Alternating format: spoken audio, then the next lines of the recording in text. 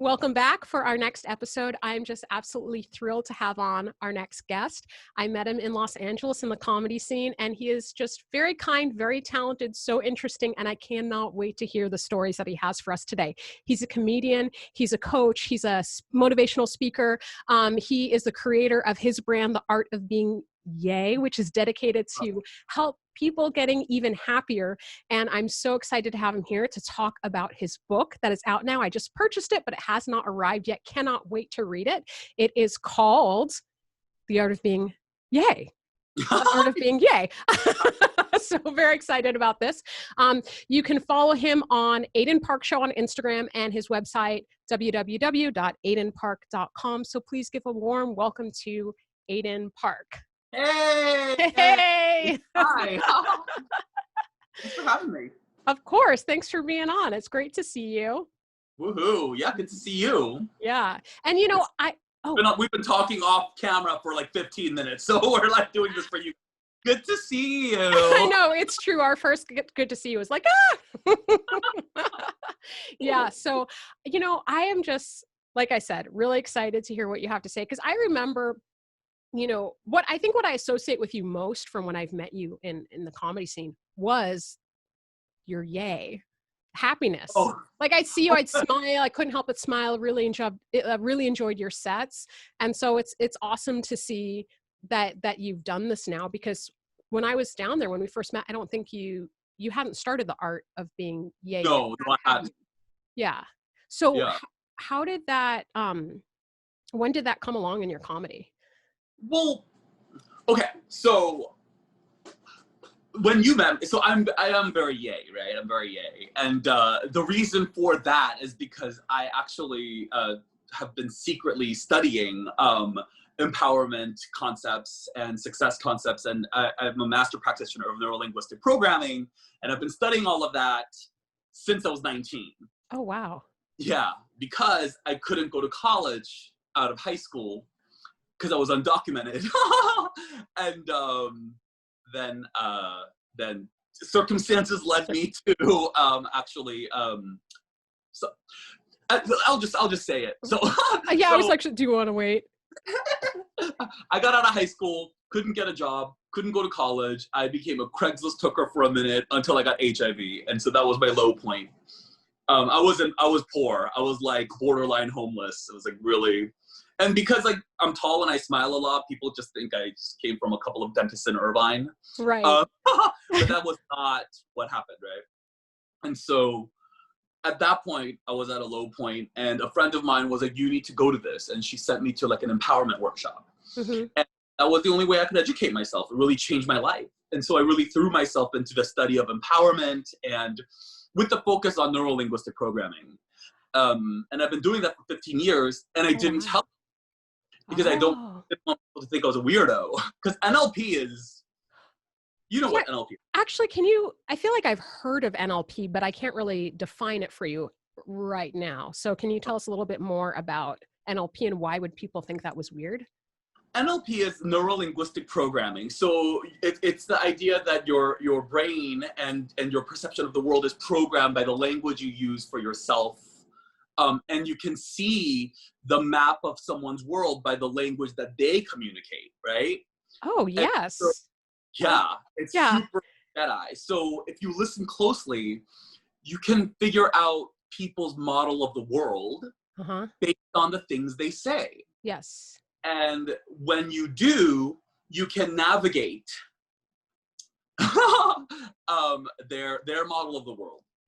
And also you can affect change in your world by using language to affect your own model of the world.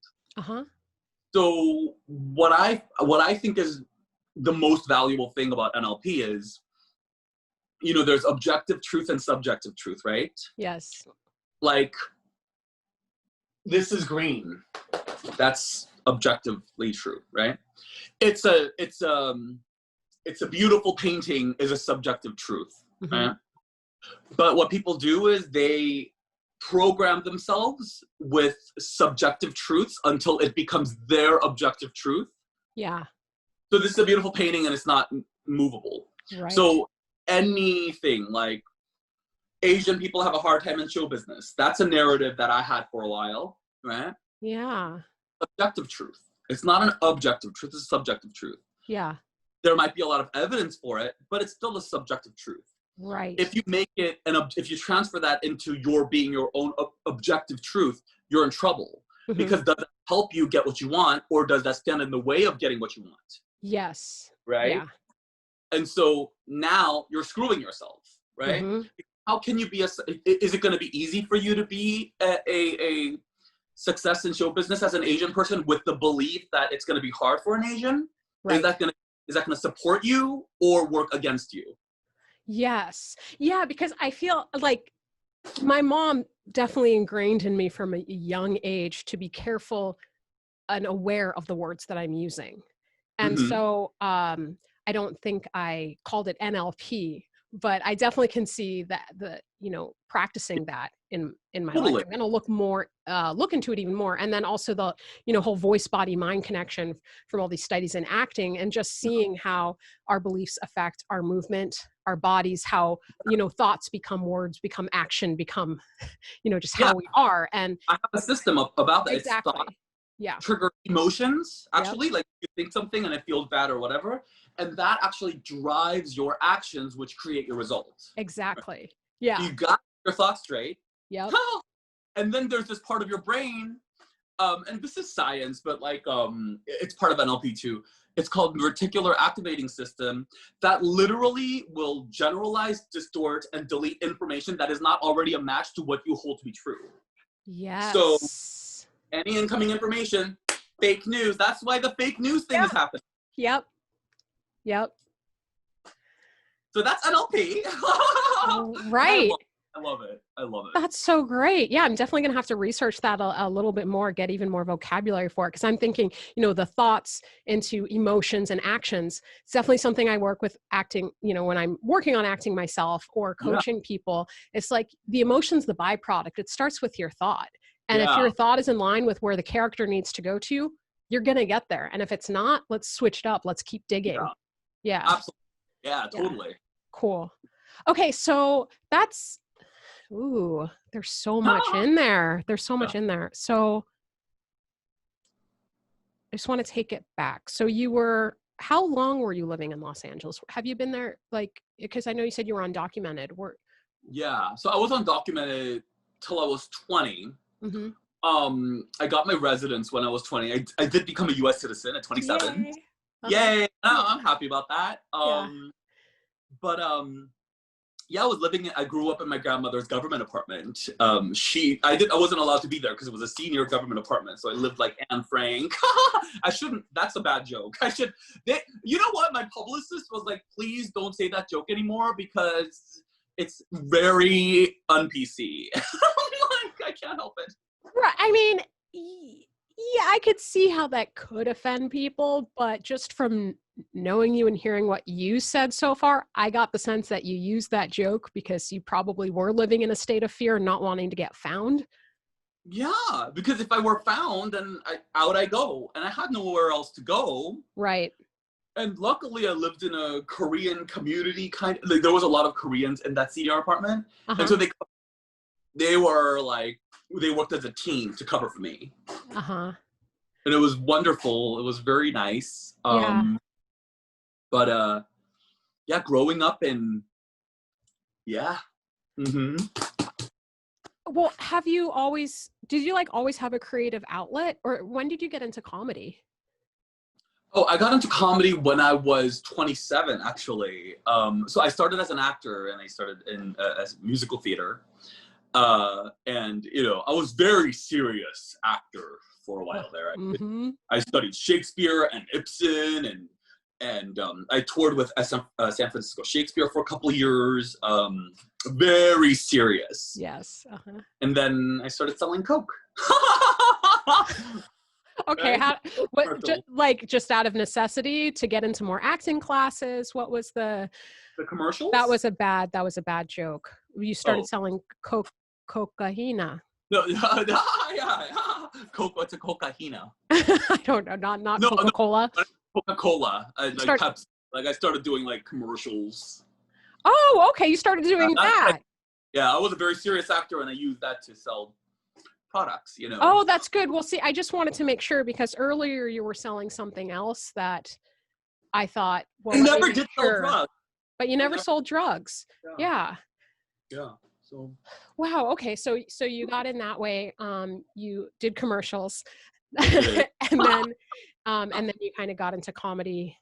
Yeah. Yeah. I got doing productions of Miss Saigon. I did 9 of them. Oh, wow. Yeah. So I had this dream, right? So like after I got out of the whole when I was 19-year-old, the empowerment thing, I was studying empowerment. Yeah. But also I was doing work study for like acting studios and dance classes. So like I cleaned toilets at the San Francisco Dance Center in exchange for dance classes. Oh. And this opera teacher named Richard Nicole took pity on me. And so he let me attend his singing class once a week for free. And I started doing, paying for the acting classes, with whatever money I had, but, Right. I had left over. And so, and then I got my residence, and then I, started working at Starbucks and everything. Right.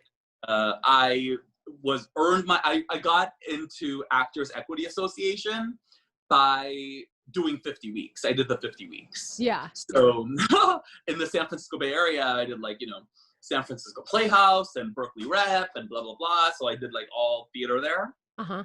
And I got my 50 weeks, and I was with an agent there. So I joined SAG. Once I joined SAG and Equity, I moved to LA. At which point, all I could get cast was productions of Miss Saigon. And I did 7 more productions of Miss Saigon between when I was 22 and 27, which was kind of strange because I had I had classical training. I studied, iambic pentameter and right. voice, and I studied with this opera teacher, and I knew how to do ballet, and, I was pretty good. Yeah. But all of those skills were not used because I kept getting cast in the same role of Tui in Miss Saigon. Because I'm so scary. So I'm this tall guy. And I did that for 5 years, not making a lot of money. And I was I got to find another way to have a creative outlet because right. I don't want to play Tui and Miss Saigon for the rest of my life. Yeah. And it was not really satisfying to me. And so I started stand-up comedy. Yeah. Right. I can relate in the sense of going to school, getting all this training, and then, in the theoretical or educational world, it's great, you play everything. But then when it comes down to the business of it, not everybody is that, right. Of that mindset. And so we have to get a little bit creative in making sure we don't get stuck when we know that we can do more. Yeah. Okay. I would get lucky. So I'm tall. I don't know if you guys can tell, but I'm tall, broad shoulders. So if a theater company wanted to go ethnically experimental, I would get roles. I played Bobby Strong in Urinetown and Harold Hill. Sorry, it cut out. Okay. Harold Hill in Music Man. So I would get roles occasionally. Yeah. On the regional level. Uh-huh. Not on anything that pays seriously, Yeah. So I had to make an adjustment. Right. Yeah. Well, and I just kind of tie this back for a moment to what you're saying about thoughts that we have and whether or not it helps us to to think, oh, it's hard to have a career at it if you're a minority. Right. I think if we have if we take that as it's hard, it means I can't do it versus it's hard, so I'm going to get creative. Or it means I have to find alternate ways, and I can find alternate ways, Yeah. I mean, at the time, even though I was studying NLP, I didn't go real deep into NLP till I was 26. I studied NLP, kind of, right? Right. And then when I hit 26, I was right? Yeah. So I had a lot of limiting beliefs in my brain about being Asian in musical theater, in the world of acting, that I think did hold me back at the time, which resulted in my transitioning into comedy, right? Mm-hmm. Which is the best thing I could have ever done, actually. I love it. But those limiting beliefs at that time were a factor in Right. my suffering at that time. Yes, that's so huge that you said in your suffering, because, one thing, I believe is, obviously I want to have the thoughts that are going to empower me the most, that are going to enable me to do the most that I can do and like live the life that I want.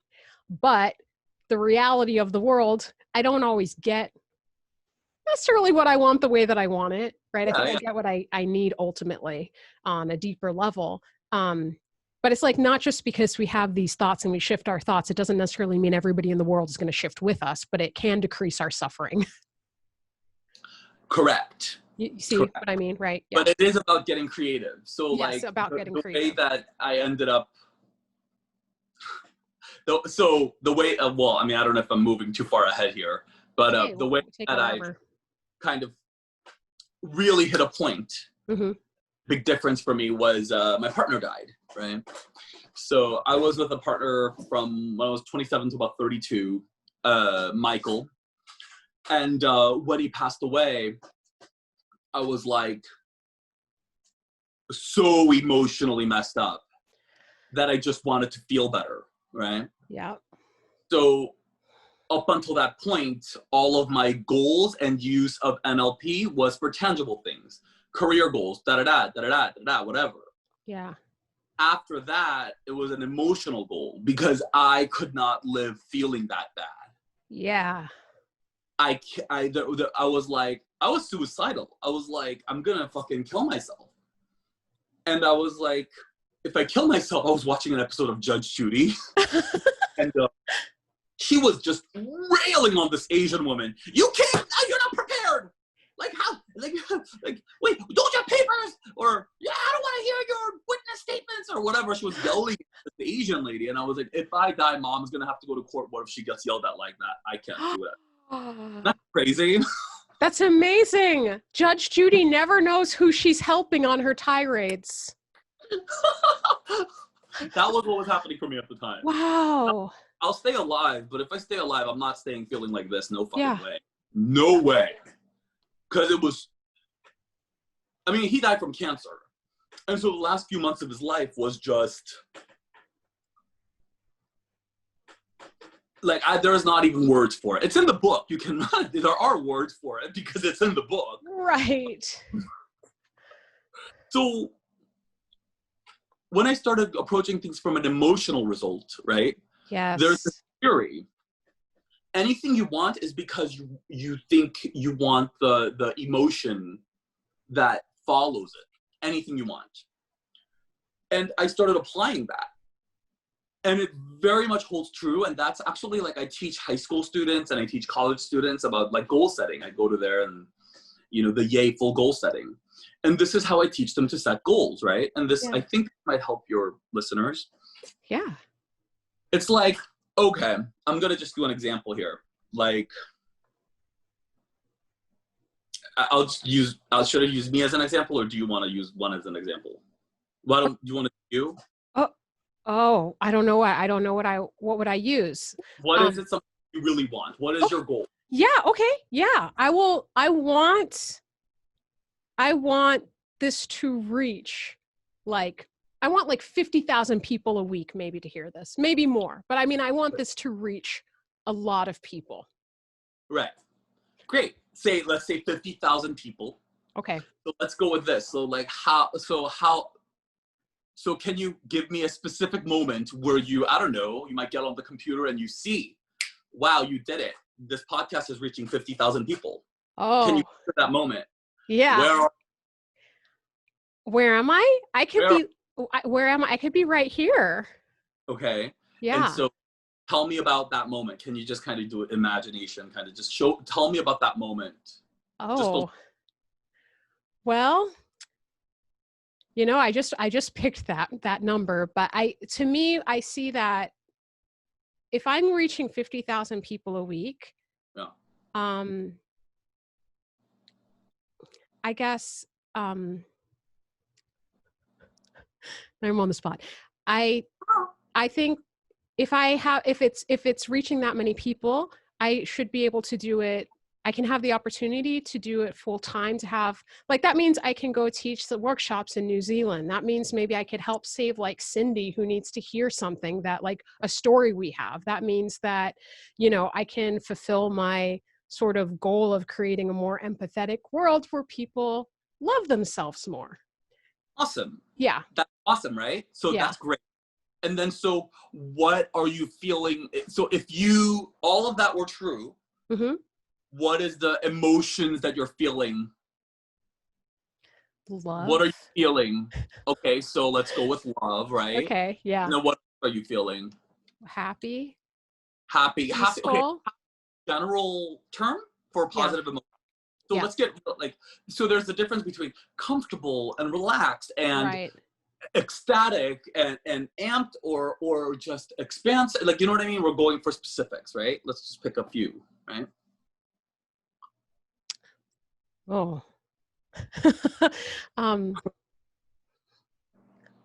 Good. I know that's not specific enough. Oh yeah, it's fine. Good is okay. Okay. Well, no, good is just we're Good starting. is okay. We're just starting. Okay. I'll feel good. I'll feel like on like fire, like good fire. I'll Okay. feel fulfilled. I'll feel geez, I maybe should have picked a different example. No, great. Yeah. Okay. Yeah. I'll feel connected. I Okay. don't, I don't Great. know. So when you were describing to me what you would be experiencing, like, oh, like it would mean that I could go to New Zealand or whatever, you were in an emotional state. You were Yes. lost in an emotional state. So that's what we're going for, like the descriptor of that emotional state right there. Mm-hmm. Does that make sense? So Yeah. the connected, fulfilled, and fire kind of cover that? Okay, so now the thing is, the goal, okay, so the 50,000 listeners, Right. it's important. 50,000 listeners is a goalpost. It's not the goal. It's a goalpost on your journey, right? The real goal for Samantha, let's say, in the area of your career is for you to feel fire and fulfilled and connected. That's your goal. That's your goal. And that doesn't ever go away, ever. That's your goal. Yeah. 50,000 listeners is just a marker to show whether or not you're on track for that goal or not, right? Yep. So here's what could happen. This podcast could completely tank.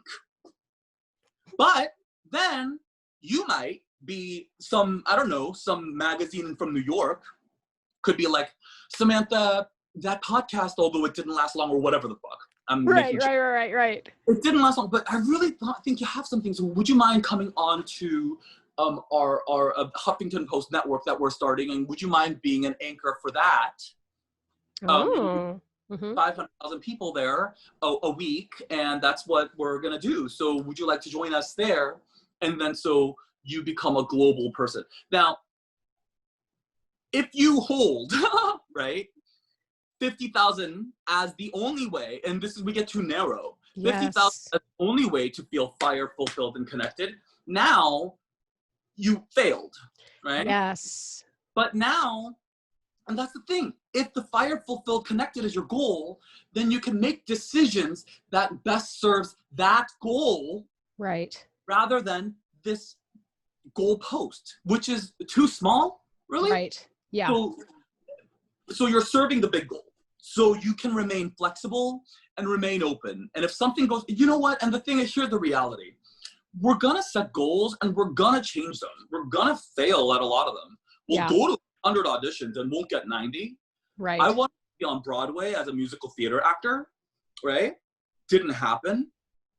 I wanted to, be a star in movies. Did that happen? I don't know, right? Like I did a few movies, but nothing big. But I want to feel like creatively fulfilled and electrified. I love that. I'm performing at the Laugh Factory, maybe the biggest club in the world. Yeah. Running an LGBT show. that didn't look like how I wanted it to look, but it still satisfied my emotional goal, right? Yep. So if you start serving your emotions rather than your individual goalposts, then you get farther. Yep. And then Yes. pick goalposts that line up with that. So today, Yeah. right? So today, your goal is to finish this podcast, Mm-hmm. right? Today, you pick shit that makes you feel fire, fulfilled, and connected. So you're feeling that every day. Everything you do fulfills that. Yeah. So I started doing emotional goal picking rather than the result of it. Does that make sense? It does. Yeah. Yeah. Yeah. I don't. No, it does. And I have to say it's, so no, thank you. I'm glad. Yeah. I'm glad I'm glad that we used me as the guinea pig. I know it gets like hot in here. I know, right? Your listeners mind that I have armpit stains? No, but you know, the ones that were listening, now they could go to YouTube and check it out for themselves. You guys saw it here first. Yeah. Oh boy, I totally lost track, which is okay. It's the way to be. Oh, you It's know the art of yay. It's the art of being yay. the art of being yay. I just wanted to, obviously I want to hear more about the art of being yay, but what I was going to say is, so before we started talking and Aidan and I were catching up, I shared a personal story with him that was a little bit, no, not a little bit, definitely a low point in my experience, which I will share that story at some point, but not today. But anyway, when you were talking about the amount of suffering you felt you were in and how that changed your thinking and moving forward, I have to say the similar experience of that low point that I was at, it shifted my mindset in a tremendous way, because the amount of pain I was feeling was I was like, I can't put up with any other BS. Like I don't want to allow any more suffering into my life. And so it definitely recalibrated things. And I have this mug. Well, I love inspirational quotes anyway, but I had it, and it says, do more of what makes you happy. Yeah. And I know there was a time in my life where I was just so obsessed with those goal those being a checklist, just couldn't help it. Right. Also because it had worked. It had worked for so long. I was very like that. Right. Yeah. So, I mean, I think there's like you're saying, there's another way of doing it where those markers and things can help empower us instead of making us feel worse. Like I just needed to create a more useful checklist, perhaps, but anyway, just focusing on, well, what is it that's bringing me joy? What is it that's like making me feel more like myself? Focusing on that, doing more of that, and not worrying so much about those other results, and just trusting that it's going to come, because like life is hard enough without us making it harder on ourselves by having sort of false beliefs and false or unfair expectations. Yeah. Maybe. It's an emotional. Yeah. When I started studying emotions as a result of that low point, I found very little out there, and people do not understand how to use emotions. Yeah. And yet emotions are, that show Crazy Ex-Girlfriend? I actually haven't seen. I think I saw you don't have episode, to see but it. yes, the show Crazy Ex-Girlfriend. Yep. Yeah.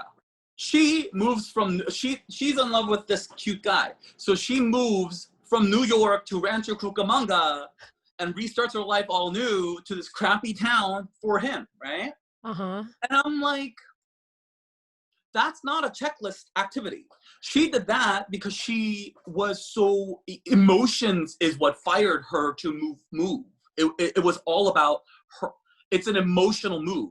And everything we do is an emotional move. Mm-hmm. And so for us as people to not understand our emotions and how that works and utilize it and leverage the power of your emotions to get what you want is, I think, I was shocked at how little there was out there about emotions. Yeah. When it comes to reaching goals, the general, the general the general idea, I guess, would be like, if you wanna get control, then shut up and do it and do it. Cobra Kai. Just shove it down. Just shove it down. Oh, you crying? Don't cry. And it's just like ridiculous. It is ridiculous, yeah. Emotions are everything. It's literally everything. It will, if you can get if you can leverage your emotions, you can get things done, and it'll be easy. Right. Yeah. Yep. Working with it. Yeah. Instead of working against it or shoving it down. Right. And it doesn't mean just because we feel something, it doesn't mean we have to act on it immediately. You know, it doesn't necessarily mean that our actions have to be a certain way. It's just, it's information for us. Yeah. Yeah. And we make an enemy of our emotions. Yeah. Like, for example, I think jealousy is a big one that we make an enemy of. Yeah. Right? A big one. Look, if my friend, I don't know, won an Oscar, I might be jealous. That's okay. Because he has accomplished something that which I thought I had wanted. And so it's okay for me to be jealous. It's a natural human emotion. We're people. And it's just an indicator that that person has something that you might want. And that's okay. All right? Instead, what do? We go, I'm not feeling I'm not jealous. Like, I'm a good person. And then what happens to that? Right? The jealousy, actually, it doesn't go anywhere. When we experience an emotion that we're not willing to admit to, we shove it down into our subconscious. And then it gets played out in other ways. Right. Mm-hmm. Like people who can't be front-footed about what they want. Uh-huh. They might want something and they can't tell you directly because they don't have the balls to communicate with you directly. So what they do is they go, oh, everything's cool. They shove that down and they play it out in some other way. And so it causes more pain for everybody. Mm-hmm. It leaks out in other ways. You see what I'm saying? That's right. So, you got to step with that front foot. We like that front foot. So we got to embrace our emotions. We got to learn to do that. We have to. I'm sorry. Yeah. Otherwise we're going to. Hey, don't apologize. It's very important, you know, and well, especially the times that we're in right now. I mean, I feel like we can always say that, especially right now. You know, I mentioned to Aidan, I want to go ahead and I think I'm going to do a special episode this week to help out with the book launch here, so you all can hear more about it. Hop on and get your copy. So we're going to do 2 episodes this week instead of my usual one on Sunday. So I'm excited for that. But you know, is it making sense? I'm like hopping topics left and right. Yes. Yeah. You know. Keep us on our toes. No, it's good. It's good. It's just a conversation. Real quick. Yeah. I'm going to plug it in. Oh, plugging in. Oh, he's plugging in the phone or something. So that's good. So now I have you guys all to myself here for just one moment, probably about 30 seconds. But yeah, like the times that we're in right now, it's emotionally charged time. We're here on the West Coast of the country. Cannot go outside today. The air quality is absolutely terrible. You know, we have a lot of concerns, a lot of fears, a lot of worries. Whatever side of the political spectrum you're on, whatever your ethnicity, any of that. I mean, everybody has a reason to be concerned right now. And so it's definitely a great time for us to be kind to ourselves, pay attention to our emotions, and handle them and express them in healthy ways so that they don't just come out and make situations even worse. All right. It's great to talk about the suffering happening, you know. It's like, we're inside right now, right? Like we're inside, we can't go outside. So a good way to actually give yourself some relief, right? Because we would rather be outside. We would rather be outside in the sun playing, right? Or whatever. So if you feel like you're inside and you're frustrated because you can't be outside, the question to ask yourself is, if you were outside, if you could be outside, what do you think you would be feeling emotionally if you were on the beach and it was perfect skies? What is it that you would be experiencing? Mm-hmm. It's an important question because when it comes down to is you want to get outside, not for just any reason. You want to get outside because you think you will feel better in the action of being outside than being here right now. Mm-hmm. So what is that? It might be, I feel fresh air, like, sense of freedom, sense of relief, so now if you identify that relief and relaxation and relief is that what you want, now you can think creatively to give yourself relaxation and relief within the parameters that which we live in. Yes. And there are millions of ways. Millions. You can give yourself that right now. You don't have to wait for the sky to clear up. You can't do anything about that. That's right. Get creative. That's right. I love it. Get creative. Yeah. It's a great way to think about it. Then you can actually give yourself that. You know what I mean? I'm sorry. Can you say that? Oh, no. Can you just say it again? Because it cut out. I didn't hear your voice. The very last thing you said. I just said, if you can actually come with me on the idea that we want what we want because we think we will feel better in the having of that emotionally. Mm-hmm. If we can identify the emotion we want, we can get creative and give ourselves that which we want without having the world change, without needing the world to change. Yes. Mm-hmm. Yes. I'm just going to have to interject, but I have to say, this is another one of the reasons why I love using acting, obviously teaching acting to actors, but also non-actors and for couples too. Like, people are quarantining, maybe they want to feel a certain way. It's like, great, how do you want to feel? And then I'll find characters, whether we write the script together or I find characters in, one of their favorite books, movies, or plays. And now they play those characters. So they have a chance to express it and feel it in their bodies and in their relationship and just get to that point. So I feel like there's all sorts of ways of what you're saying about being creative. There's all sorts of ways to be creative to get to that point that you want to get to without having to alter the universe. You can't, because you can't. That's not going away. Right. We alter our perception of it. Our experience of it.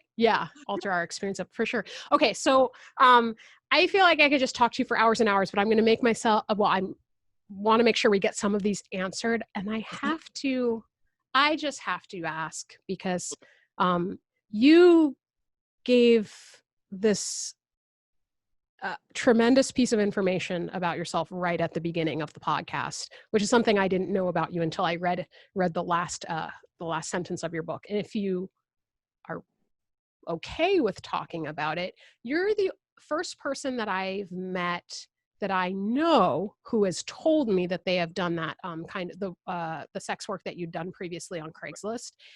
And if you're comfortable talking about it, what do you think what's something you wish people knew or understood about it? Like, is there any information that you wish people knew so that they maybe would behave a little bit differently, or have what would you like us to know? For me, I still consider it no big thing.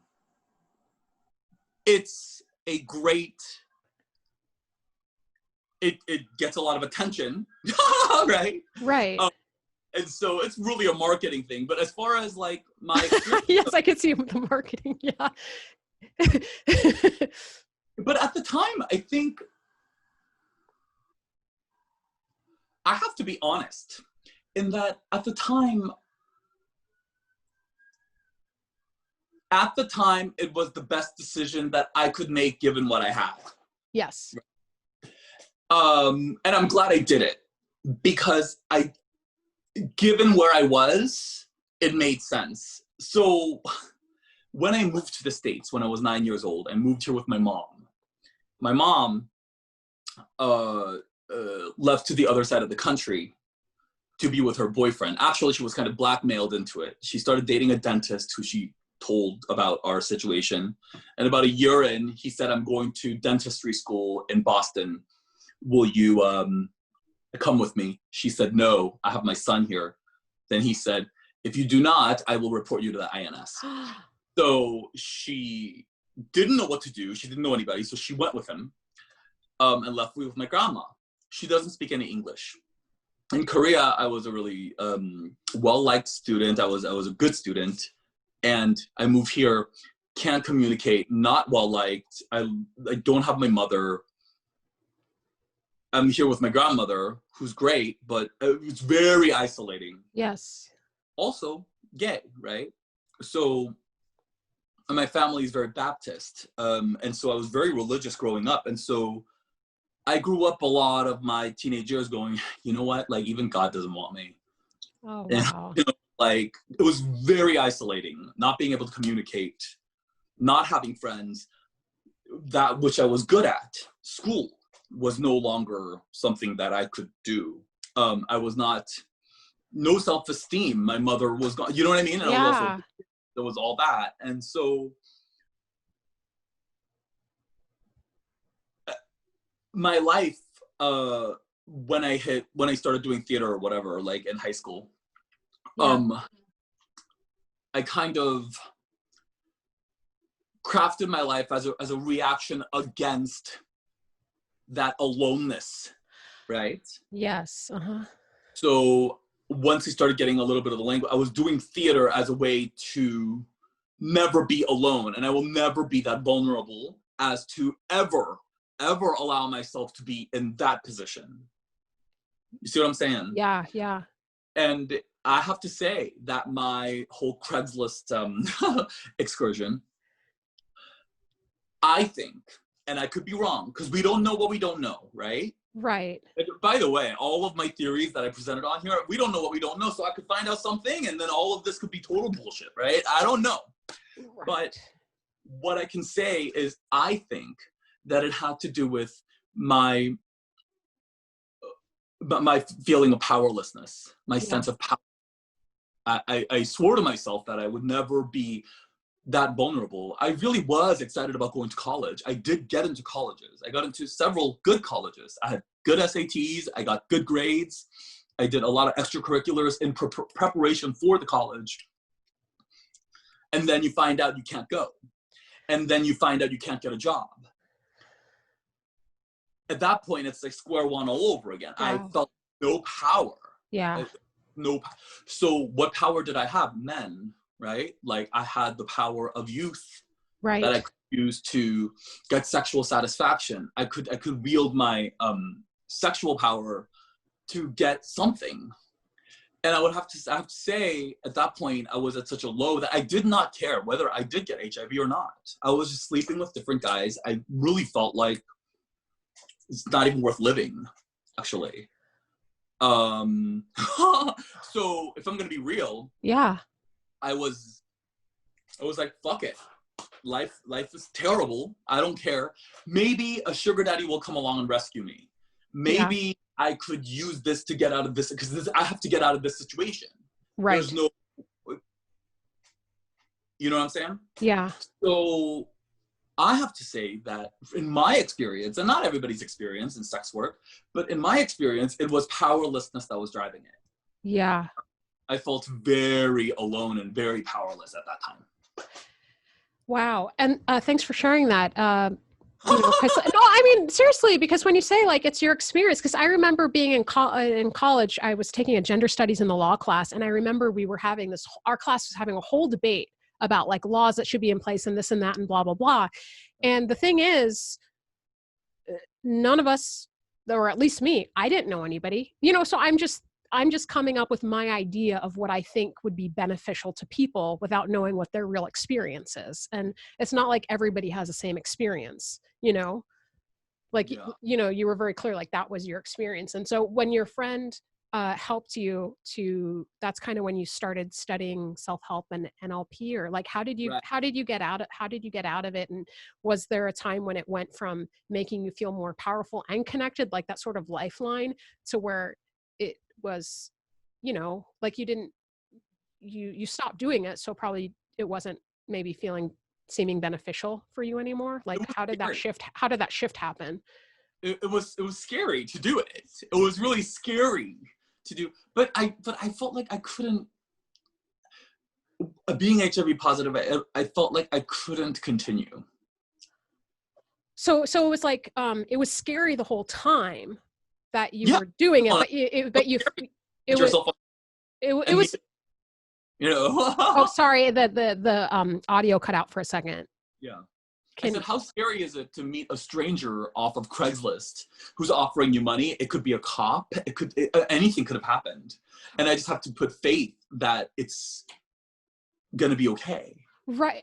Well, see, because I was a little curious about that, because I know it was coming from a place where you felt powerless and you were getting power. So, or felt like you were kind of getting power. Yeah. But so to clarify, but during that whole time, there was still this feeling of fear. Oh, of course. It's terrifying. It's absolutely terrifying, but still better than not having any power at all. Yeah. Like it was better than not, for me, on some level, my powerlessness felt like death.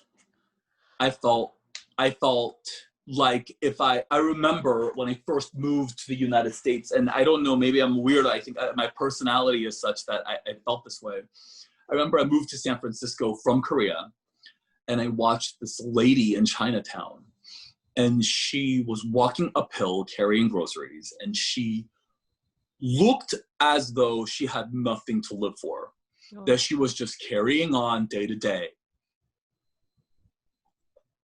with no reason to live other than that's what it looked like to me. Right. Yeah. Yeah. Like, I'm never gonna do that. I'd rather die. Like, I thought that. Like, I was like, I would rather die than feel like that ever. Because if I feel like that, it's time to go. And I was railing against that. And was it perfect the way I handled it? No, you know. I mean, I caused harm to myself at the end of the day, right? But given the situation where I had no parenting, really, right? No parenting, given that there was really no one to talk to about this, you know, given my circumstances, I did the best I could to give myself any bit of a reason to live. Yes. Right. Because I felt like a reason to, my reasons to live had been taken away. What reason did I have to live at this point? I mean, you work to get into college and then you can't go, right? And then there's no way out. You don't know, you know. So, I mean, not to get all dramatic. You know? What, two comedian actors coaches getting dramatic? What? In the year 2020 when the world is on fire? No. Oh boy. Yeah. But, I mean, you know, if I'm going to be honest, thank God for that. Thank God I had that. Given what I knew at the time, thank God I had that. It kept you alive. Yeah. Right? Yeah. What else did I have? And I had this amazing friend, actually, like, you know, I was like really into theater and blah, blah, blah. And like in my high school, I was like, you know, in my senior class, like I was like the top drama guy, right? And so I was going to get into all these, you know, drama programs. And a friend of mine, Omi Fernandez, who I love, right? And I told her about my story. And she actually connected me to her vocal coach, because her vocal coach is this very eccentric man named Richard Nicole, right? And Richard Nicole is this big-hearted guy who's fucking crazy, but amazing. Omi went to a lesson and was like, my friend has HIV. And she grew up like wealthy, right? Like in privilege. And she was like, I'm here right now. Who am I to be here? My friend is suffering like that. And so she brought me to the studio and he gave me a scholarship, right? Mm. And then he sent me to that empowerment workshop. It was called the Liberty Experience. It was all about taking responsibility for your life. It's very similar to Landmark. I also have done Landmark. Okay, yeah. But taking responsibility for your life, owning your shit, and affecting change. And that's when things really started rolling, right? Yeah. Yeah. So I had some money saved up from, luckily, the one thing I had going for me was these men fell in love with me. And so I had several men who were offering me lots of money So it wasn't like, it wasn't like $60 a time here. Like they were like, tell me about you. And so like they had like the savior thing. Like they were like, so I would tell them my story, and I didn't intend on manipulating them, but like they were like, I don't want you on the street. Like they felt like the Richard Gere. They wanted to feel like Richard Gere, okay? And they wanted to save me. And so this one guy gave me like $4,000. But it was, and he was like, I have a boyfriend in China that I'm gonna leave for you. And I was like, don't do that, you know? And so, but like, okay, so the whole HIV, like, when you connect with people on that level, you can't get HIV and lie to them and have sex with them. I can't, right? Because I see the people, right? You know what I mean? Like, I'm like, I can't. Well, right. That would just be a horrible thing to do anyway. Yeah. Right. It's like, yeah. I couldn't, morally, I could, because I saw them as people. They're so lonely, the guys who pay for this. Like, in my experience, some of them are shamed. So some of them will fuck you and then they'll be like, okay, bye, as quickly as possible. But there's other ones who are just so lonely and they don't know how to connect with people. And this is the only way that they can use what they can to connect. So they feel powerless in their own way. Mm-hmm. You see what I'm saying? Yeah.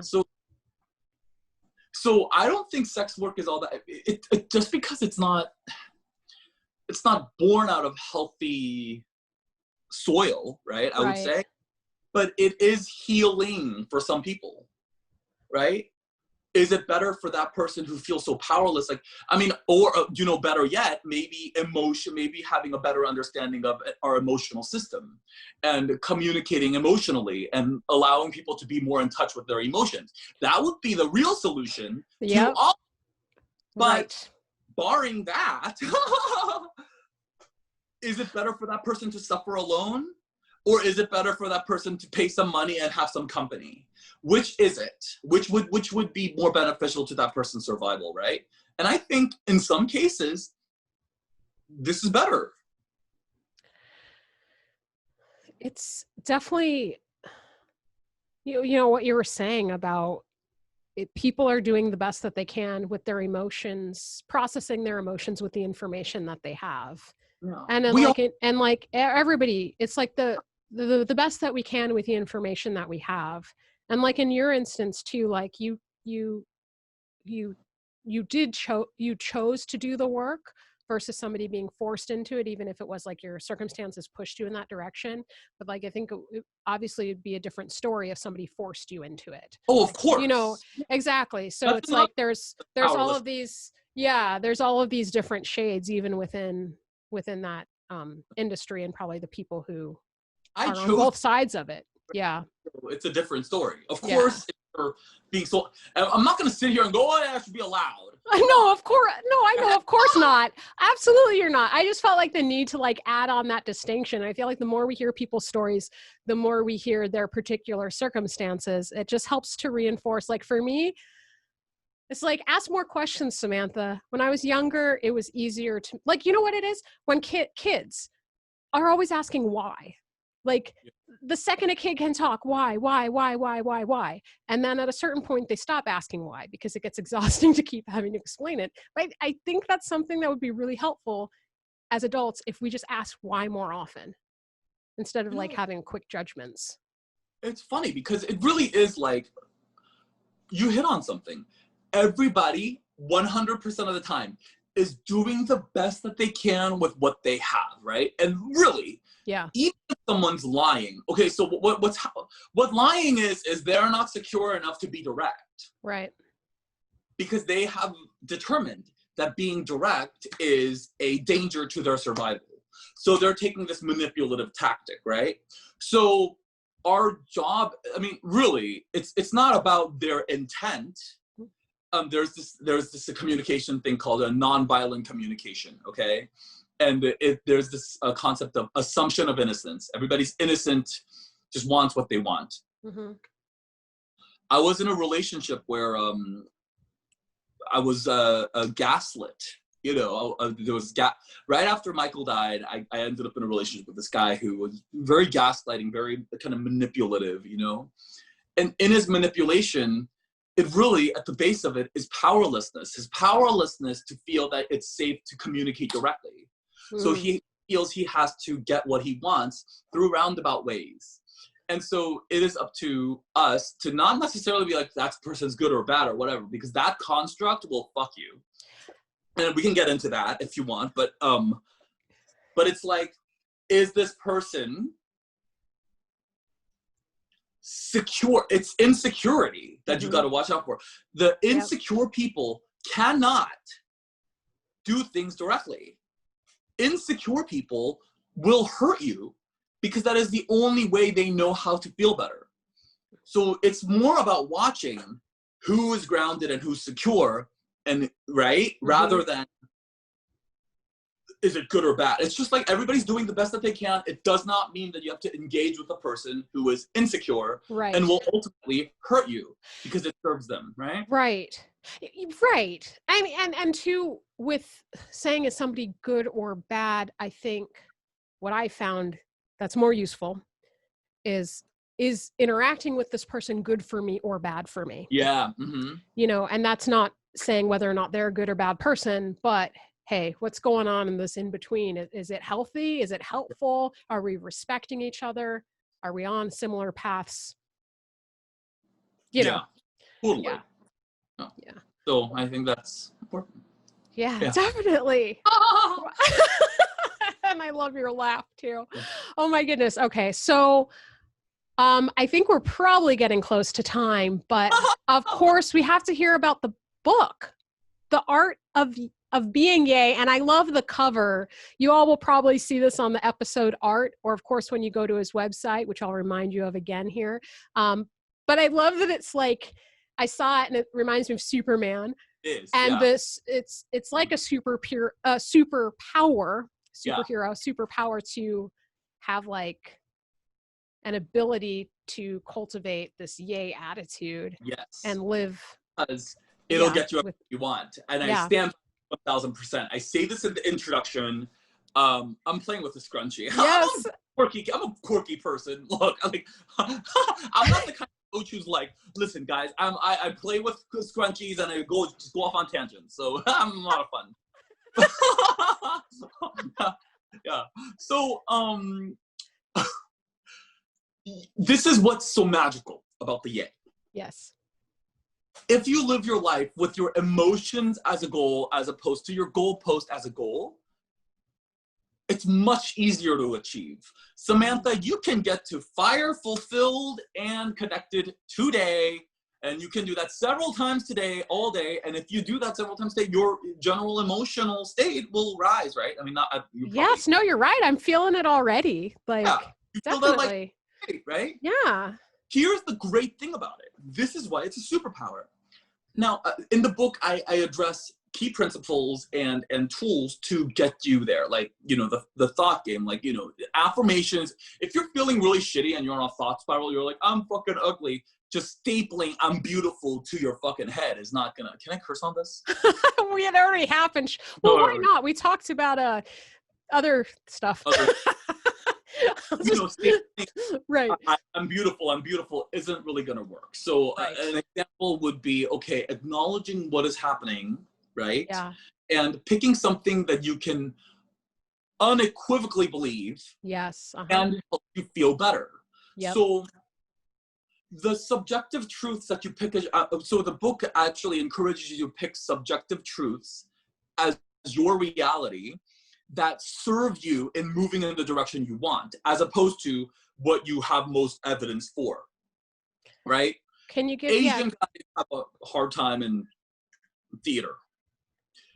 That doesn't serve me, but there's a lot of evidence for it. And if I make it my reality, then it'll get in my way. Yep.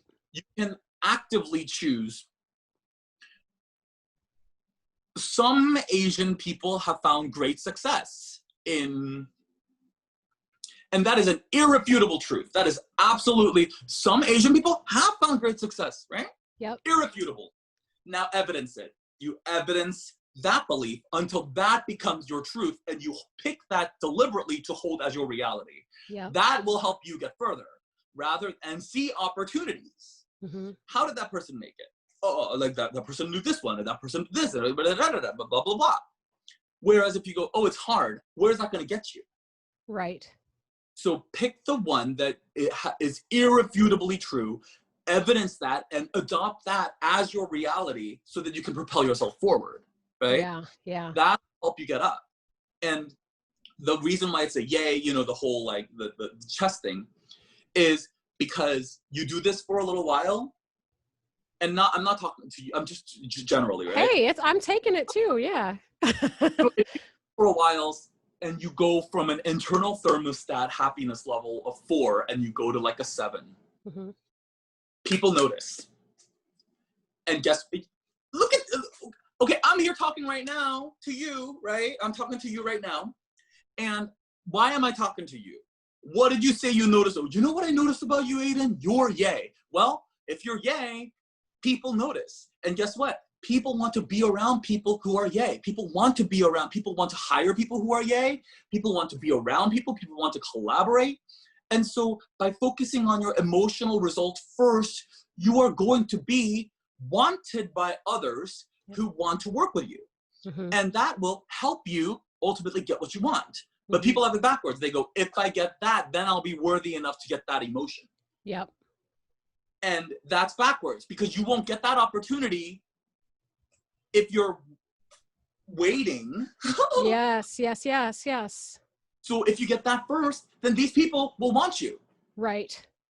Yeah. Dates, you know, I mean, like, you know, this book happened only because of, okay, like, I did not mean to write this book. I had a mentor, right, who teaches business at Pepperdine, right? She saw me right after Michael died, and I was so down. And then 3 or 4 months later, after I've been applying this for a while, she saw me again and she was like, what is it that you're doing? And so I said, I've been using emotions as a result as opposed to tangible. She said, talk to this woman. Maybe you should write a book about it. Talk to this woman. It's my friend who's a book coach. She connected me to her. She talked to me for like an hour and she goes, I'm going to give you a scholarship to my program and I'm going to have you join. That's how this book happened. But none of that would have happened with me just sitting there going, I'm going to write a book to make myself feel better in order for me to feel okay. Yeah. I felt okay. Here's evidence. They want to work with me because they see it. Then you get everything you want. So get yay first. Here is how. Right. Then you get everything you want. Right. Yeah. And remembering too that the everything you want it's that emotional based everything you want. Right. It doesn't necessarily mean it's going to look the way that you thought it was with like this off your checklist and this, but you're going to feel the way that you want it to feel. So you get it. Well, 3 years ago, no, really, like I didn't even like, I mean, really, like if you told me I was going to write a book 3 years ago, like I would have been like, ha, yeah, right. I got a D in English, buddy. Like, I did. Miss Archer, it's my fault. I didn't do the reading assignment, but like, but you know, yeah. So it might not look like, I mean, I would have preferred, right? Like 3 years ago, you asked me 3 years ago, Aidan 3 years ago. Aidan 3 years ago would have preferred to be in a movie, right? Or have a Netflix special. But now I have a book, but it's still similar emotional result. Yeah. Right. And then, you know, next time I'm talking to you, maybe maybe we'll both get to be on set together. You know, hopefully I'll talk to you sooner before then, but you never know. Maybe we'll end up in that movie together. It'd be so fun. We don't know where this is. We don't know. Go. That's right. But that's right. Isn't it fun to know that you can always figure out what your desired emotion, like if we were going to be on set together, how would I feel? I would feel connected to you. I would feel excited to see you. We can have that now. I can call you anytime. I can call you anytime and let's do that now. Yeah. We don't need to wait till some producer picks us and the world pandemic is over for us to feel. Yep. Yeah. And it's great. It's such a taking your power back. It's so wonderful. Yeah, it is. It is. It's yes. I could keep talking about this for forever. I feel like we both can, which is awesome. But I want to ask you one more question. And I know you kind of already covered it with lots of stories and things, but I want to ask you specifically, the top 3 things that being in the performance arts has helped you with, in terms of having a fuller life, accept, connect, love yourself more, any of that. Top 3 things of being in the performance arts. Alleviation of shame, first of all, right? So in doing stand-up comedy, this is actually, it's very funny. The way I approach stand-up comedy is if I have anything that I feel ashamed about at all, I will talk about it openly. Because shame will kill you. Shame kills you. Shame kills people. Yeah. So. And I was listening to Brene Brown the other day on her Unlocking Us podcast, and the episode I was listening was about shame. So if you have like the petri dish with shame, and then you have like empathy, or basically you talk about shame, it evaporates. You leave it in the petri dish, it's just gonna, like you were saying with these non-front footers, the back footers, just how dangerous that is. So that's awesome. Very helpful to be able to go, look, I'm an HIV positive former hooker who used to be hooked on methamphetamine, right? Like saying those words, like I will say it so very directly. And I use that also with that drug. I use it very specifically because there's so much shame around that, right? Yeah. I'm a widow, you know, I'm gay, and there's bottom shaming, so I say I'm a bottom. You know what I mean? Like I will say it. I will say it. Because I'm not gonna, the only power that it has over you is the whole the shame thing that you're holding. So if you take the charge off, it has nothing. So I'm not extreme, okay? I'm not suggesting that everybody does stand-up comedy and start talking about everything in their lives so publicly. I don't like having secrets. This is my way of expressing myself, right? But I think if somebody has a secret that they're holding that is really eating them up, I would recommend sharing it to 1 or 2 people at least. Yeah. So that you're not alone with it. Right. Being alone with it is. Yep. I remember there was one piece of information I thought that I would take with me to my grave. Like I was dramatic about it. I wouldn't even write it in my diary. And one day I actually told somebody, haven't told many people, but one day I actually told somebody, and I can't believe that the world didn't end because I said it out loud, you know, and then I felt lighter. Yeah. So, whether or not you're going to do it on the stage the way that Aidan is, or you just go and you just tell that one person and you feel lighter. Yeah. I like doing that because I feel like hopefully people who listen to this, hopefully from my being so forward with it, I'm hoping that it might help people feel less alone. Oh, absolutely. I mean, it's still, and I've mentioned this before on the podcast that with my comedy, I'm still working towards that because I'm a very private person and I'm like way less private than I used to be, but I'm very private, but with that emotional, not the goal point, but the part of being connected and helping empower people and this and that. I've got a few stories that I'm not ready to share yet, but it's in the back pocket. Like I know sometime I'm going to share it and I need to because I want to help people. Yeah. So it's awesome that you're able to do that. Something got out of my throat. Yeah, coronavirus. Oh gosh, no. I haven't coughed this whole time and all of a sudden. But yeah, that'd be the thing. Mm-hmm. Was there anything else you wanted to add? I mean, that's a huge one. So.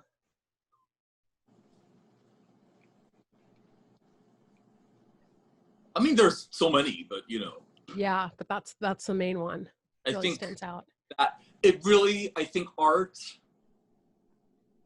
I think the function of art that I think is so lovely is that it helps people feel less alone. Yeah. If you watch somebody have an experience on camera, you're not alone in your experience. Mm-hmm. And I hate that people feel alone. Yeah. So I'm hugging you through the screen here. Emotionally. Yeah. I agree. I hate that people feel not worthy and unloved. And I'll say it once, I'll keep saying it. I just want everybody to know that your life has value, it has meaning, you're special, you're loved, you're part of this earth, and you have a reason for being here. So I hope you find your yay. I do. So I'm going to thank you again, Aidan, for spending this time with me and the listener. It's just, and I love getting to know somebody that I knew even better. Like, I just like it's such a treat. So thank you so much. We never had a discussion like this before. Huh? We never had a discussion like this before. No. And it's great. I find that too, like, my personality type, I can make small talk if I have to, you know, but this is so much more interesting. It's like, yeah. Okay. So I'm going to be back on track. I know you all have things to do. So please also remember to check out more about Aidan at www.aidanpark.com and on Instagram at Aidan Park Show. At Aidan Park Show. Check out The Art of Being Yay, his book. I can't wait for mine to come in the mail. And then as always, if you're looking for a coach to help you use performance skills on or off the stage, in life, performance, all of that, you can always reach me at beyondtechniquecoaching@gmail.com.